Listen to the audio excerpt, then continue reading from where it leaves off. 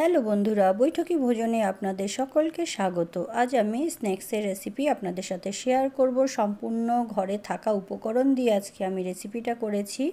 তো বাচ্চারা অনেক সময় বাইরের খাবার না যদি দিতে চাও, এই ধরনের খাবার অবশ্যই করে দিতে পারো। তাহলে চলো কি দিয়ে করেছি দেখো। আমি এখানে 3টে আলু নিয়েছি। আলুগুলোকে প্রথমে ছাড়িয়ে নিয়েছি, ধুয়ে নিয়ে আমি এইভাবে গ্রেট করে নিচ্ছি।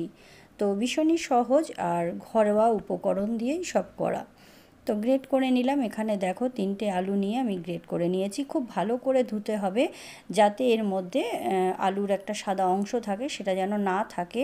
তার জন্য খুব ভালো করে 2 থেকে 3 বার আমরা ধুয়ে নেব।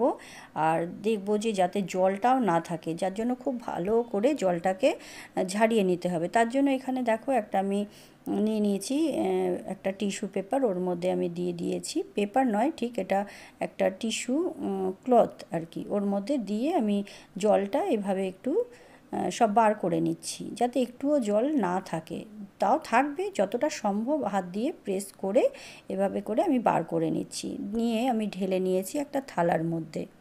তো দেখো এরকম একটু যতটা সম্ভব জলটা বার করে নেবে। তারপরে এখানে কর্নফ্লাওয়ার আমি দিয়ে দিচ্ছি।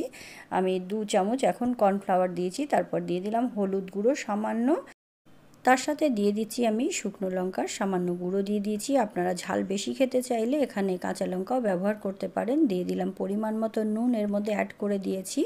আর দিয়ে দিচ্ছি 1 চামচ মতন চাট মশলা। চাট মশলা দিলে ভীষণই টেস্ট লাগে। আর এখানে দিলাম চিলি ফ্লেক্স।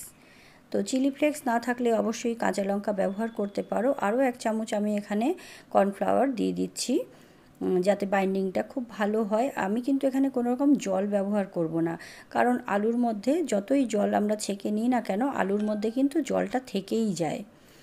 তো আমরা হাত দিয়ে খুব একটু প্রেস করে নিয়ে এগুলোকে মাখিয়ে নিয়েছি। দেখো এখানে কিন্তু জলের প্রয়োজন একদমই হয়নি। আর দিয়ে দিচ্ছি আরও 1 চামচ আমি এখানে বেসন অ্যাড করে দিলাম। দিয়ে খুব ভালো করে সবগুলোকে আরও একবার মেখে নেব। এখানে দেখো মাখা হয়ে যাচ্ছে, জল কিন্তু এখন অবধি লাগেনি আর প্রয়োজন হবেও না জলের। তোমরা কিন্তু জলটা এখানে না ব্যবহার করাই ভালো।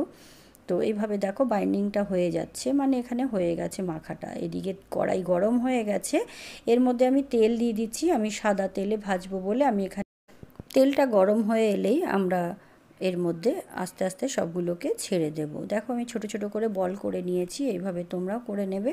দিয়ে এগুলোকে ভেজে নেবে আর একটু লো ফ্লেমে করে দেবে। এখানে তেলটা আমার বেশি গরম হয়ে গেছে, তাই লাল হয়ে গেছে। তো প্রথমে তেলটাকে একটু ভালো করে গরম করে নিতে হবে। দেখো এখানে আমি সবগুলো পরপর দিয়ে দিচ্ছি। প্রথমে কয়েকটা দিয়েছি, আরও কটা পরে দেব। লো ফ্লেমে করে আস্তে আস্তে ভাজতে হবে, যেহেতু আলুটা এখানে কিন্তু সেদ্ধ করা নেই, যাতে ভেতরটা পুরোটা সেদ্ধ হয়ে যায়, যার জন্যই লো ফ্লেম করে ভেজে নিতে হবে।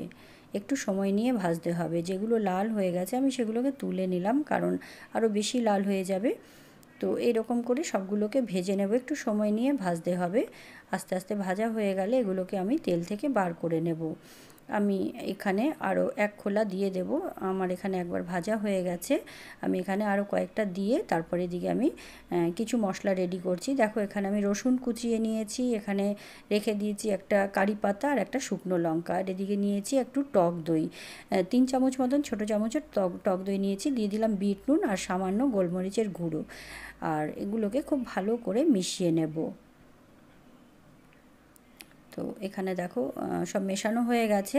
তারপর এখানে দিয়ে দিচ্ছি একটু শুকনো লঙ্কার গুঁড়ো। তোমরা দিতে চাইলে দেবে, না দিলে নাও দিতে পারো। ঝালটা যদি কম খেতে চাও তাহলে ঝালটা কমই দিও। এইদিকে এগুলো প্রায় ভাজা হয়ে এসছে এখানে। তো সবগুলো আমার এখানে ভাজা হয়ে গেছে, ছোট ছোট করে এইভাবে করে ভেজে নিয়েছি। একটু সময় লাগে কিন্তু হয়ে যায়। তারপর এখানে তেলের মধ্যে, তেলটা আমি অনেকটাই কমিয়ে নিয়েছি, ওই তেলেই আমি শুকনো লঙ্কা দিয়ে দিচ্ছি, রসুন কুচো এখানে দিয়ে দিলাম। এগুলো একটু খুব ভালো করে ভেজে নেব। তারপরে এখানে আমি কারি পাতা দিয়ে দিচ্ছি। তো একটু ফ্লেভারের জন্য এগুলোকে অ্যাড করে দিয়েছি, একটু লাল লাল করে ভেজে নেব। আমি এর মধ্যে 2-4টে কাঁচা লঙ্কা ছোটো ছোটো করে কেটে এর মধ্যে অ্যাড করে দিলাম। দেখো অনেকটাই ভাজাও হয়ে গেছে, রঙটাও চেঞ্জ হয়ে গেছে এখানে রসুনের। এর সময় আমি এর মধ্যে দিয়ে দিচ্ছি দইয়ের যে পেস্টটা করে রেখেছিলাম, সেটা আমি এর মধ্যে অ্যাড করে দিলাম। এক অন্য ধরনের খাবার, ভালো লাগবে বাচ্চাদেরকে করে দিলে সন্ধ্যাবেলায় গরম গরম বেশ ভালোই লাগবে খেতে। বাজার থেকে যদি না পছন্দ করে খেতে, বা করে দিতেও পারো, ভালোই লাগবে। তো অবশ্যই একবার ট্রাই করে দেখতে পারো। আর আমি এখানে দিয়ে দিয়েছি সামান্য একটু জল অ্যাড করে দিলাম, খুব ভালো করে এগুলোকে একটু কষিয়ে নেব। তো একটু জলটা যখন একটু টেনে আসবে তখন আমরা ভেজে রাখা এই যে আলুর বলগুলো এর মধ্যে অ্যাড করে দিয়েছি। তো যতক্ষণ না জলটা শুকিয়ে যাবে ততক্ষণ নেড়ে নিতে হবে। আমি সামান্য নুন আরও একটু অ্যাড করে দিলাম, যদি কম হতে পারে তাই ওপর দিয়ে আরও একটু নুনের ছিটা দিয়ে দিয়েছি। দেখো জলটা একদম শুকিয়ে গেছে। রেডি হয়ে গেছে স্ন্যাক্সের রেসিপিটা। কেমন লাগলো অবশ্যই কমেন্ট করে জানাতে ভুলবেন না। ভালো লাগলে চ্যানেলটিকে সাবস্ক্রাইব করে রাখবেন। কেমন হয়েছে কমেন্টে জানাতে ভুলবেন না। এতক্ষণ দেখার জন্যে ধন্যবাদ।